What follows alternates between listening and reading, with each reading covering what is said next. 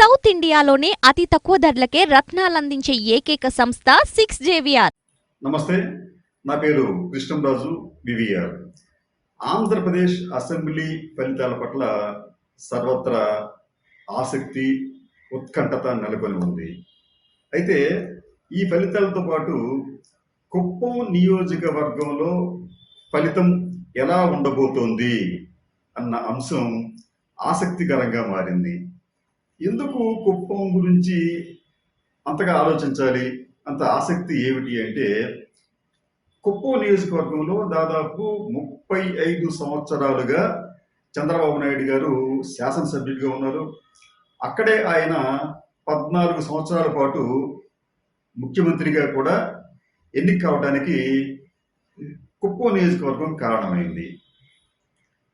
ఇటువంటి కుప్పం నియోజకవర్గంలో ఆయన ప్రభావం ఎలా ఉంది అంటే, ఆయన ప్రభావం అలాగే ప్రాభవం కూడా ఆ నియోజకవర్గంలో క్రమంగా క్షీణిస్తూ వస్తుండడంతో ఆ నియోజకవర్గం పట్ల రాష్ట్ర వ్యాప్తంగాను అదేవిధంగా దేశవ్యాప్తంగాను ఆసక్తి నెలకొని ఉంది. ఈ ఎన్నికల్లో ఆయన కుప్పం నుంచి గట్టెక్కుతారా అంటే, కొన్ని స్పష్టమైన సంకేతాలు ఏమిటంటే, అక్కడ ఆయనకు గడ్డు పరిస్థితి ఎదురైనా ఆశ్చర్యపోనక్కరలేదు. ఎందుకంటే కుప్పం నియోజకవర్గం నుంచి ఆయన 35 సంవత్సరాలుగా ప్రతినిధిగా ఉన్నప్పటికీ ఆ నియోజకవర్గంలో అనేక సమస్యలు అట్లాగే ఉండిపోయాయి. ఇప్పటికీ కూడా అక్కడ తాగునీటి సమస్య ఉంది. పేదరికం అనేది బాగా వెనుకబడిన నియోజకవర్గాల్లో కుప్పం నియోజకవర్గం ఒకటి.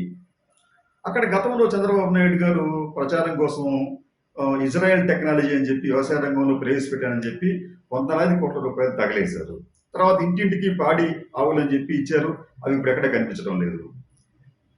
ఫలితంగా కుప్పం నియోజకవర్గంలో పేదరికం తగ్గకపోగా ఇంకా పెరిగింది. అంతేకాకుండా ఈ ప్రాంత ప్రజలు పొరుగునే ఉన్న తమిళనాడు, ముఖ్యంగా కర్ణాటక, దాంట్లో బెంగుళూరు వలసలు ఇప్పటికీ వెళుతూనే ఉన్నారు. ఆశ్చర్యకరమైన విషయం ఏంటంటే, కుప్పం నుంచి బెంగళూరుకి పుష్ అండ్ పుల్ ట్రైన్ ఉంటే నిత్యం వందలాది మంది కుప్పం ప్రాంతీయులు బెంగళూరుకు ఉపాధి కోసం వెళ్తున్నారు. ఇప్పటికీ కూడా బెంగళూరు ప్రాంతంలో ఏటీఎంలు అలాగే అపార్ట్మెంట్లో ఉండే వాచ్మెన్ అందరిలో అత్యధికులు ఈ కుప్పం ప్రాంత వాసులే. అంటే కుప్పం ప్రాంతంలో మీకు ఉపాధి కూడా లభించడం లేదు, వ్యాపారాలు లేవు. ఫలితంగానే వేలాది మంది ఇప్పటికీ కూడా నిత్యం పక్కనే ఉన్న కర్ణాటక లేకపోతే తమిళనాడు వెళ్ళి వస్తూ ఉన్నారు. అంటే ఆ ప్రాంతం అనేది అభివృద్ధికి ఏమాత్రం నోచుకోలేకపోయింది. అయితే ఆసక్తికరమైన విషయం ఏంటంటే, జగన్మోహన్ రెడ్డి గారు అధికారంలోకి వచ్చిన తర్వాత వ్యూహాత్మకంగా కుప్పంపై ప్రత్యేక దృష్టిని సారించారు. ఆ ప్రాంత బాధ్యతను సీనియర్ మంత్రి రామచంద్రారెడ్డి గారికి అప్పచెప్పారు. అంతేకాకుండా ఈ కుప్పం నియోజకవర్గంలో గత 5 సంవత్సరాలుగా దాదాపు 4,000 కోట్ల రూపాయల సంక్షేమ పథకాలు డైరెక్ట్గా కానీ ఇండైరెక్ట్గా కానీ ఏ రూపంలో అయినా కానీ అక్కడ దాదాపు 4,000 కోట్ల రూపాయలు అక్కడ ఖర్చు చేశారు. దీంట్లో కొన్ని అభివృద్ధి పనులు కూడా ఉన్నాయి. గతంలో ఎప్పుడు కూడా ఇంత పెద్ద ఎత్తున కుప్పం ప్రాంతంలో సంక్షేమం కానీ అభివృద్ధి కానీ జరగలేదు. ఈ కుప్పం నియోజకవర్గాల్లోని మొత్తం కుటుంబాల్లో దాదాపు 85% కుటుంబాలకు జగన్మోహన్ రెడ్డి గారి సంక్షేమ పథకాలు నేరుగా అందాయి. ఫలితంగా వారికి ముందు ఏమిటంటే, ఈ తినడానికి ఇబ్బంది లేకుండా వారికి నెలవారీ కొంత అమౌంట్లు పెన్షన్ రూపంలో కావచ్చు లేదా ఇతరతర రూపంలో కావచ్చు వారికి అందుతున్నాయి. ఫలితంగా వారు సంతోషంగా ఉన్నారు. ఈ సంతోషాన్ని వారు 2021లో జరిగిన స్థానిక సంస్థల ఎన్నికల్లో చూపించారు. ఆ ఎన్నికల్లో తెలుగుదేశం పార్టీని కుప్పం ప్రజలు దారుణంగా తిరస్కరించారు. ఎట్లాగంటే మీకు 2021 స్థానిక సంస్థల ఎన్నికల్లో ఈ కుప్పం మున్సిపాలిటీలో 25 వార్డులు ఉంటే దాంట్లో 19 వార్డుల్లో వైసీపీ వారే గెలిచారు. టీడీపీ కేవలం 6 వచ్చాయి. అంటే మరి ముఖ్యమంత్రిగా పనిచేసిన చంద్రబాబు నాయుడు గారు ప్రాతినిధ్యం వహిస్తున్న ఆ కుప్పం మున్సిపాలిటీలోనే చంద్రబాబు నాయుడు గారి పార్టీకి గట్టి ఎదురు దెబ్బ తగిలింది. అలాగే 89 పంచాయతీలకు గాను 69 పంచాయతీల్లో వైసీపీ గెలవగలిగింది. టీడీపీ కేవలం 20 పంచాయతీల్లోనే గెలవగలిగింది. అలాగే ఎంపీటీసీ సభ్యుల్లో 63 మంది అక్కడ వైసీపీ తరఫున గెలిచారు. అంటే వైసీపీ అనేది స్థానిక సంస్థల ఎన్నికల్లో తమ ప్రభావాన్ని చాలా గట్టిగా చూపించింది. అయినప్పటికీ కూడా చంద్రబాబు నాయుడు గారు పెద్దగా మేలుకున్నట్లు లేదు. దీనికి తోడు వైసీపీ వారు చేసిన ఒక వ్యూహాత్మకమైన చర్య ఏమిటంటే, కుప్పం నియోజకవర్గంలో ఉన్న దొంగ ఓట్లు, దాదాపు 25,000 దొంగ ఓట్లను తొలగించడంలో వారు సఫలమయ్యారు. ఈ దొంగ ఓట్లు ఎలా వచ్చినాయి అంటే, నిజానికి ఈ కుప్పం ప్రాంతానికి చెందిన వాసుల్లో చాలా మంది పొరుగునే ఉన్న తమిళనాడు, కర్ణాటకలో ఉంటూ అక్కడ ఓటు నమోదు చేసుకున్నారు. కుప్పంలో కూడా ఓటు నమోదు చేయించారు తెలుగుదేశం పార్టీ వారు. ఎన్నికల సమయంలో సాధారణంగా ఏమిటంటే, ఈ ఈ ప్రాంత ప్రజలు ఇక్కడ ఓటు వేసి మళ్ళీ అక్కడ ఓటు వేయటం, లేదా అక్కడ ఓటు వేసి ఇక్కడ ఓటు వేయటం లాంటివి చేశారు.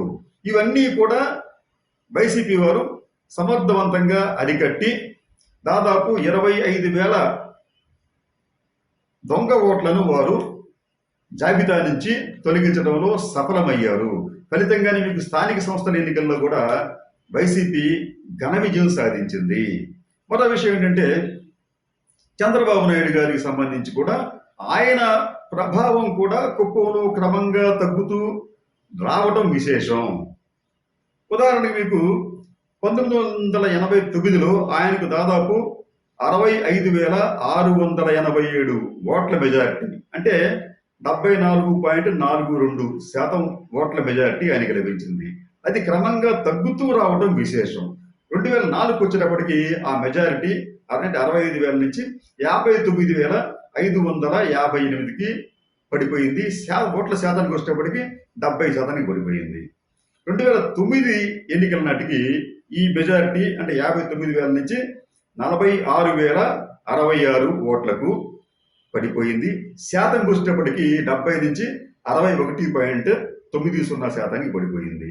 2014కు వచ్చేటప్పటికి ఈ మెజారిటీ కొద్దిగా పెరిగింది. 46,000 నుంచి 47,121% పెరిగింది, ఓట్లకు పెరిగింది. శాతానికి వచ్చేటప్పటికి 61 నుంచి 62.5% పెరిగింది. కానీ ఆ తర్వాత మరీ దారుణంగా 2019 ఎన్నికల్లో చంద్రబాబు నాయుడు గారికి వచ్చిన మెజారిటీ 30,722 మాత్రమే.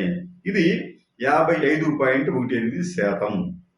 అంటే చంద్రబాబు నాయుడు గారి మెజారిటీ 1999లో 65,687 ఉంటే అది గత ఎన్నికలకి 30,722కు పడిపోయింది. అంటే కుప్పం చంద్రబాబు నాయుడు గారికి కంచుకోట కాదు, ఆ కంచుకోట బీటలు వారింది, కుప్ప కూలటానికి సిద్ధంగా ఉంది అని చెప్పి 2021 స్థానిక సంస్థల ఎన్నికల్లో తేట తెల్లమయ్యింది. కాబట్టి చంద్రబాబు నాయుడు గారు ఏమాత్రం అజేయుడు కాదు. ఈసారి ఎన్నికల్లో ఆయన ఓడిపోయినా, లేకపోతే చావు తప్పి కన్ను లొట్టపోయినా మనం ఆశ్చర్యపోనక్కరలేదు. చంద్రబాబు నాయుడు గారు ఈ విషయాన్ని గమనించి దాదాపు ఈ 5 ఏళ్లలో దాదాపు ఆయన 2019 నుంచి 24 వరకు దాదాపు 20 సార్లు కుప్పం పర్యటించారు. గతంలో ఎప్పుడు కూడా ఆయన ఇన్ని సార్లు పర్యటించలేదు. నామినేషన్ కూడా సంతకాలు పెట్టిస్తే ఎవరో ఒకరు వెళ్ళి రిటర్నింగ్ అధికారికి అందజేసేవారు.